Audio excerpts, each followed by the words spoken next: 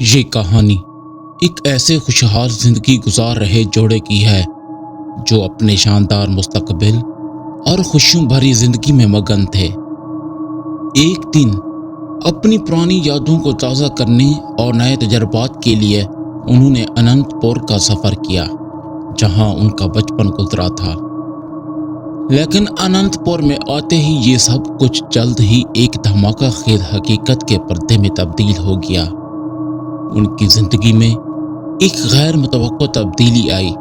انتقامی روح جو ان کی زندگیوں میں گھس چکی تھی اور ان کی زندگی اچانک ایک خوفناک غیر متوقع حادثے کے ساتھ ختم ہو گئی اور ان کی زندگی کی روشنی مکمل طور پر مدھم ہو گئی۔ السلام علیکم دوستو، امید کرتا ہوں آپ خیریت سے ہوں گے۔ میری دعا ہے اللہ تعالیٰ آپ کو اور آپ کے والدین کو صحت و تندرستی والی زندگی عطا فرمائے، محتاجی سے بچائے اور خوشحال زندگی عطا فرمائے۔ اپنے چینل پر آپ کو خوش آمدید کرتا ہوں، جہاں آپ کو سچے خوفناک واقعات سناتے ہیں۔ اگر آپ کے ساتھ بھی کوئی سچے پر اسرار واقعات ہوئے ہوں، یا آپ سٹوری رائٹر ہیں، یا ایسی ہارر کہانی جسے سننے کے بعد ایک ڈر سا محسوس ہوا ہو، تو ڈسکرپشن میں موجود واٹس ایپ نمبر پر بھیجیں یا ای میل کیجیے۔ میں آپ کی کہانی آپ کے نیم کے ساتھ اپنے چینل پر نریٹ کروں گا، اور کمنٹ میں لازمی بتائیے گا کہ آپ یہ کہانی کہاں سے سن رہے ہیں۔ تو چلتے ہیں دل دہلا دینے والی خوفناک کہانی کی طرف۔ سمیر اور اس کی بیوی مونیکا جو بہت خوش تھے، وہ ایک چھوٹے سے شہر اننت پور میں کچھ دن گزارنے جا رہے تھے۔ اننت پور سمیر کا آبائی شہر تھا۔ جس کمپنی میں سمیر کام کرتا تھا، اسے ایک پروجیکٹ کے لیے سپروائزر مقرر کیا تھا، جو اننت پور کے ایک گاؤں میں چل رہا تھا۔ خوش قسمتی سے پروجیکٹ کی جگہ اننت پور میں ہی تھی۔ سمیر نے اس موقع کا فائدہ اٹھایا اور اپنی بیوی مونیکا کو ساتھ لے آیا۔ اس نے منصوبہ بنایا تھا کہ مونیکا اپنے والدین کے گھر میں رہے گی، اور وہ جب وقت ملے گا تو اس سے ملے گا۔ سمیر گاڑی چلا رہا تھا۔ وہ خاص طور پر خوش تھا کیونکہ وہ کئی سالوں بعد اپنے گھر جا رہا تھا۔ اس کا بچپن اننت پور میں گزرا تھا، جہاں اس کا والد ایک سکول کا پرنسپل تھا۔ کالج کی تعلیم مکمل کرنے کے بعد اسے ایک نامعلوم وجہ سے شہر چھوڑنا پڑا اور ممبئی میں اپنے چچا کے گھر رہنے لگا۔ یہاں اس نے ایک مناسب ملازمت حاصل کی اور اپنا کیریئر شروع کیا۔ تب سے وہ ممبئی میں رہ رہا تھا۔ ایک طویل سفر کے بعد وہ اننت پور پہنچے۔ جب سمیر ایک گلی میں داخل ہوا تو اس کے دل میں پہلی محبت کی یادیں تازہ ہو گئیں، اور ان یادوں نے اسے جرم کی حس سے بھر دیا۔ اس گلی کو عبور کرنے کے بعد وہ سکول کی طرف جانے والی گلی میں موڑ دیا، جہاں اس نے اپنے سکول کی تعلیم مکمل کی تھی۔ سکول کی یادیں اس کے دل میں بہت تھیں۔ 5 منٹ کی ڈرائیو کے بعد وہ اپنے والدین کے گھر پہنچ گئے، جو کہ ایک پرانا اور خستہ حال گھر تھا جو ان کے دادا نے بنایا تھا۔ دروازہ کھول کر وہ گھر میں داخل ہوئے۔ گھر کو ایک چوکیدار نے صاف کر دیا تھا۔ چوکیدار سمیر کا دور کا رشتہ دار تھا اور ایک ایماندار شخص تھا۔ اس کے پاس گھر کی چابی تھی۔ چونکہ سمیر ایک طویل عرصے بعد اپنے آبائی شہر آیا تھا، اس نے اپنے پرانے سکول کے دوستوں، رشتہ داروں اور ہمسایوں سے ملنے کا ارادہ کیا۔ انہوں نے دن بھر دوستوں، ہمسایوں اور رشتہ داروں سے ملاقات۔ رات کو جب وہ سونے جا رہے تھے، انہیں ڈرائنگ روم سے ایک عجیب آواز سنائی دی۔ انہیں لگا کوئی ڈرائنگ روم میں ہے۔ سمیر نے چیک کیا لیکن وہاں کوئی نہیں تھا۔ کھڑکی کھلی ہوئی تھی۔ اس نے سوچا کہ شاید کوئی بلی تھی جو کھڑکی کے ذریعے نکل گئی تھی۔ اس نے کھڑکی بند کی اور واپس کمرے میں جا کر سونے لگا۔ آدھی رات کو سمیر کی نیند اچانک ٹوٹ گئی، اور رات کی مدھم روشنی میں اس نے کونے میں کچھ سیاہ دیکھا۔ فوراً وہ اپنے بازو پر اٹھ بیٹھا اور اپنے ساتھ لائی ہوئی ٹارچ کو آن کیا۔ ٹارچ کی روشنی میں اس نے کونے میں کچھ نہیں دیکھا۔ اس کے بعد وہ رات بھر نہیں سو سکا۔ اگلے دن انہوں نے شہر کے واحد تھیٹر میں ایک شو دیکھا۔ رات کو وہ پروجیکٹ سائٹ کے لیے روانہ ہو گیا، جو اننت پور سے تقریباً 50 کلومیٹر دور تھا۔ مونیکا کو سمیر کے بغیر تنہائی کا احساس ہو رہا تھا۔ اس رات جب وہ ایک ناول پڑھ رہی تھی، اسے کچن سے کچھ آوازیں سنائی دی۔ اس نے سوچا کہ شاید کچن میں کوئی بلی یا چوہا ہے۔ وہ کچن میں گئی لیکن وہاں کوئی نہیں تھا، لیکن آوازیں ابھی بھی آ رہی تھی۔ اس نے ہر طرف دیکھا لیکن کوئی نہیں ملا۔ اچانک اسے پیچھے سے قدموں کی حرکت سنائی دی اور اس نے محسوس کیا کہ کوئی اس کے پیچھے کھڑا ہے۔ اس کے جسم میں سردی کی لہر دوڑ گئی اور اس نے فوراً پیچھے مڑ کر دیکھا لیکن کچھ بھی نہیں تھا۔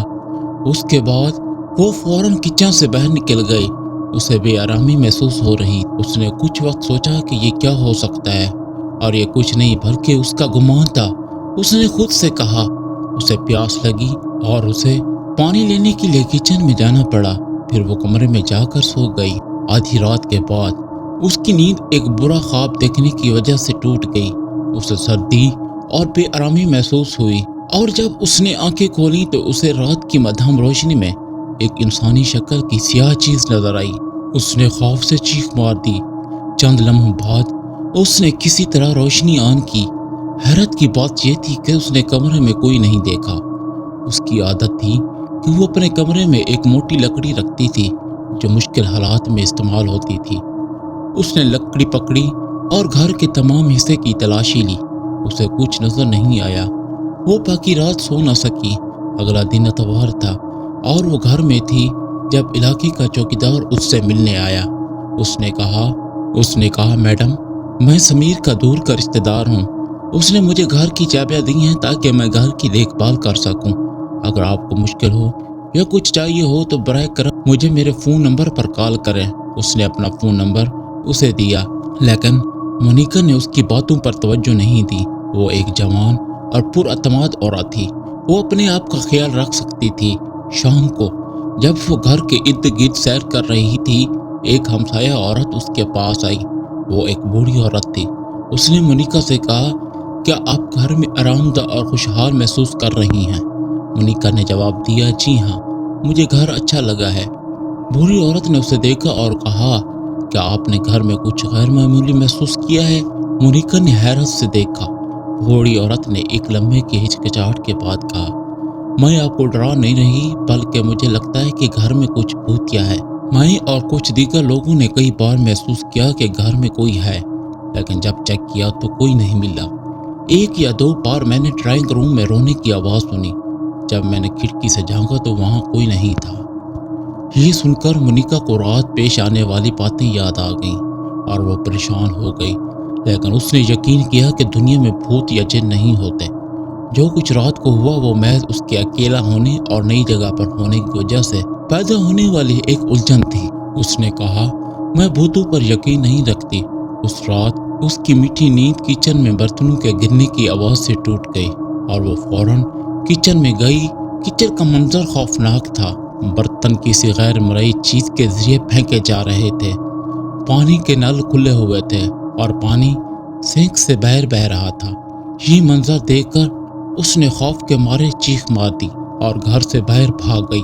جب وہ دروازے تک پہنچی اور دروازہ کھولنے لگی تو کسی نے اس کے ہاتھوں کو مضبوطی سے پکڑ لیا اور اسے دروازہ کھولنے اور بھاگنے سے روک دیا۔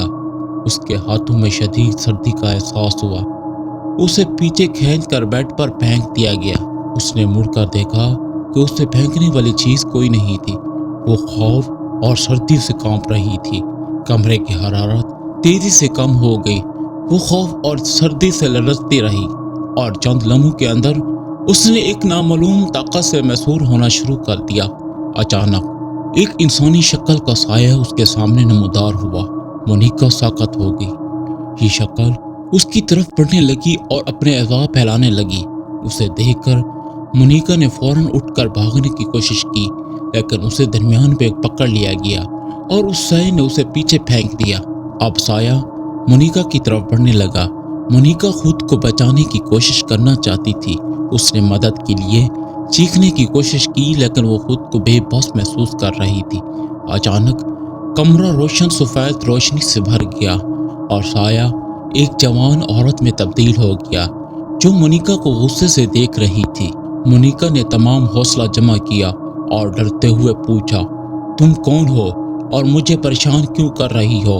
اس عورت نے اس کی آنکھوں میں گھس کر کہا، میں رینا ہوں، جسے سمیر نے دھوکہ دیا، جس کی زندگی سمیر نے برباد کی۔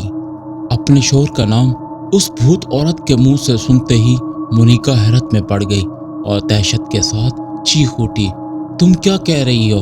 तुम्हें समीर के बारे में कैसे पता चला? मोनिका ने डरते डरते पूछा। रीना ने कहा, तू जानना चाहती हो? ठीक है, सुनो। समीर जो अब तुम्हारा शोहर है, एक वक्त में मेरी जिंदगी का हिस्सा था। उन दिनों हम कॉलेज में थे और हमारा मोहब्बत का रिश्ता था। मैंने उस पर एतमाद किया और अपनी मोहब्बत उसे दी, लेकिन उसने मेरी मोहब्बत और एतमाद का फ़ायदा उठाया। उसने वादा किया था कि कॉलेज ख़त्म होने के बाद, अच्छी मुलाजमत मिलने के बाद वो मुझसे शादी करेगा।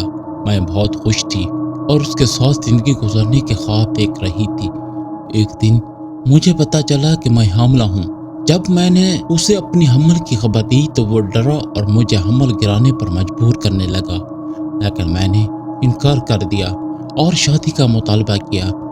और एक दिन वो शहर छोड़कर चला गया बगैर मुझे बताए और दूसरे शहर में रहने लगा। जब मेरे वालिदैन को पता चला कि मैं हामिला हूँ तो वो बहुत गुस्से में आ गए। मैंने समीर का इंतज़ार किया लेकिन वो नहीं आया। ऐसा ऐसा लोगों को पता चल गया और मेरे ख़ानदान को बदनामी का सामना करना पड़ा। मेरे वालिद इस बोझ को बर्दाश्त न कर सके और वो बीमार हो गए। मेरे ख़ानदान ने मुझसे तमाम तल्लुकात तोड़ दिए। एक दिन मुझे घर छोड़ना पड़ा और एक दूर के रिश्तेदार के यहाँ पनाह ली। एक दिन जब मैं अस्पताल जा रही थी, मुझे समीर के ख़ानदान के घर के करीब एक कार ने टक्कर मार दी और मेरी मौत हो गई। तब से मैं इस घर के गिर्द भटक रही हूँ। समीर का इंतज़ार करती हूँ लेकिन वो नहीं आया, और जब वो आया तो वो मेरे लिए नहीं बल्कि तुम्हारे साथ आया। मोनिका ने रीना की कहानी सुनी और उस पर हमदर्दी महसूस की। मोनिका ने कहा, मुझे तुम्हारे साथ हमदर्दी है। इस मामले में मेरा कोई कसूर नहीं है। अगर मैंने जाना होता कि उसने तुम्हारे साथ क्या किया तो मैं उससे शादी ना करती। बराह करम मुझ पर रहम करो और मुझे छोड़ दो। रीना ने ज़ालिमाना अंदाज में हंसते हुए कहा, मैं तुम पर क्यों रहम करूं? तुमने समीर को मुझसे छीन लिया। तुम उसकी मोहब्बत की कसूरवार हो। मैं तुम्हें जिंदा नहीं छोड़ूंगी। ये कहकर उसने अपने हाथ फैलाए और एक तरफ मुड़कर तेजी से भागने की कोशिश की, लेकिन रीना ने उसके हाथ पकड़ लिया और दरवाज़ा खोलने से रोक दिया। मोनिका खौफ के मारे चीख चीख कर मदद मांगती रही। रीना ने उसकी आंखों में देखते हुए कहा, तैयार हो जाओ मेरे साथ जाने के लिए। ये कहकर रीना ने काला साया बनना शुरू किया। चंद लम्हों में उसकी आंखें, नाक, होंठ, बाल, अज़ा और पूरा जिस्म इंसानी शक्ल के साये में तब्दील हो गया। मोनिका चीख रही थी और मदद के लिए पुकार रही थी। जब साया कुछ करने ही वाला था, दरवाज़ा ज़ोर से खुल गया। दरवाजे के धमाके और साये की खौफ की वजह से मोनिका बेहोश हो गई। उसके बाद क्या हुआ उसे कुछ भी याद नहीं रहा। साया धमाके से परेशान होकर धमाके की तरफ मुड़ गया। उसने चौकीदार को दरवाजे पर छोटे देवी के मुजस्मे के साथ और कुछ अल्फाज पढ़ते पाया। रीना की रूह देवी के मुजस्मे के सामने नहीं ठहर सकी और फौरन मंजर से गायब हो गई। जब मोनिका ने आंखें खोली तो वो एक अस्पताल में पाई गई। उसने एक औरत को अपने पास बैठे देखा। उसने उस औरत से पूछा, तुम कौन हो? मैं अस्पताल में कैसे और कब पहुंची? औरत ने जवाब दिया, मैं चौकीदार की बीवी हूँ और उसने तुम्हें अस्पताल में दाखिल करवाया। ये कहकर औरत चौकीदार को बुलाने लगी। मोनिका ने सोचना शुरू किया कि रात क्या हुआ, अगर कोई न आता तो उसके साथ क्या होता। जब चौकीदार आया तो मोनिका ने उसका शुक्र अदा किया। उसने उसे बचाया और अस्पताल में दाखिल कराया। मोनिका ने चौकीदार से पूछा कि उसे कैसे पता चला कि वो मुश्किल में है। चौकीदार ने कहा, जब मुझे तुम्हारे लिए ख़तरा महसूस हुआ तो मैंने घर पर नज़र रखने का फैसला किया। रात को जब मैं घर के करीब से गुजरा तो मुझे घर से आवाज़ें आईं। मैंने फ़ौरन अपने एक दोस्त को मदद के लिए बुलाया जो खुशकिस्मती से घर के करीब रहता था। जब मैं वापस आया तो मैंने तुम्हारी चीखें सुनी। वहीं और मेरे दोस्त ने फ़ौरन दरवाज़ा तोड़ दिया और देखा कि तुम मुश्किल में थी। साया देवी के मुजस्मे को बर्दाश्त ना कर सका और गायब हो गया। हमने तुम्हें बेहोश पाया और अस्पताल ले आए। अस्पताल से डिस्चार्ज होने के बाद मोनिका ने एक होटल में रहने का फैसला किया और समीर का इंतज़ार करने लगी। उसने समीर को अपने मोबाइल फ़ोन पर सब कुछ बताया और कहा कि फ़ौरन आ जाए। समीर ये सब सुनकर हैरान रह गया। اس نے فوراً وہاں روانہ ہونے کا فیصلہ کیا۔ جب سمیر شہر پہنچا تو انہوں نے فوراً ممبئی جانے کا ارادہ کیا۔ وہ فوراً ممبئی کی طرف روانہ ہوئے۔ مونیکا ابھی بھی رینا سے ڈری ہوئی تھی۔ ان کی گاڑی سڑک پر دوڑ رہی تھی اور وہ شہر کو پیچھے چھوڑ رہی تھی۔ جب ان کی گاڑی ایک گھنے جنگل سے گزری تو انہوں نے دیکھا کہ ایک شخص سڑک پر چل رہا ہے، پیٹھ ان کی طرف ہے۔ سمیر نے ہارن بجایا لیکن وہ شخص سائڈ پر نہیں ہٹا۔